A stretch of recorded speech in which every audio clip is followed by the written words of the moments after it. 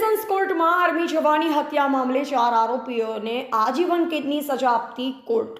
પ્રાપ્ત માહિતી અનુસાર અરવલ્લી સેશન કોર્ટ મદદની સરકારી વકીલ શ્રી જેડી પંચાલ સાહેબના જણાવ્યા અનુસાર અરવલ્લીના ભીલડા તાલુકાના મલેકપુર ગામના આર્મી જવાન ઉપર લાકડી પાઇપ ધારિયા જેવા ધારદાર હથિયારોથી હુમલો થતા 2020માં તેમનું મોત થયું। જે કેસ અરવલ્લી જિલ્લા સેશન્સ જજ શ્રી એચ.એન. પટેલની કોર્ટમાં મોડાસા ખાતે ચાલી જતા 4 આરોપીઓને 302માં આજીવન કેદની સજા અને 10,000 રૂપિયા દંડ તેમજ 307માં 10 વર્ષની સજા અને 5,000 રૂપિયાનો દંડ કરાયો છે। દંડ અને સજા સાંભળી કોર્ટમાં સન્નાટો છવાઈ ગયો।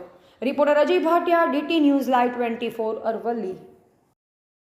હું જેડી પંચાલ મદદનીશ જિલ્લા સરકારી વકીલ શ્રી અરવલ્લી મોડાસા તારીખ 6/2/20ના રોજ મલેકપુર મુકામે આ કામના આરોપીઓએ આર્મી જવાન રવિન્દ્રભાઈ પ્રફુલભાઈ ગામેતી તથા ફરિયાદી તથા અન્ય સાહેદો ઉપર લોખંડની પાઇપ, લાકડી તથા દારિયા વગેરે હથિયારોથી જીવલેણ હુમલો કરેલો અને સદર બનાવમાં રવિન્દ્રભાઈનો આર્મી જવાનનું મરણ થયેલું અને બનાવ હત્યામાં પરિણમેલો। આ કામે 302, 307 અને અન્ય કલમોનો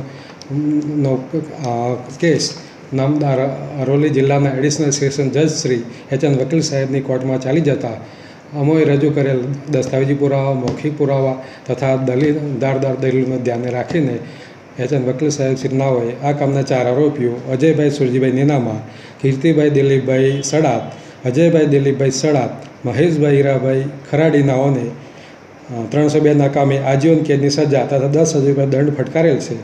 જ્યારે 307ના કામે 10 વર્ષની સજા અને 5,000 રૂપિયા દંડ ફટકારવામાં આવેલ છે।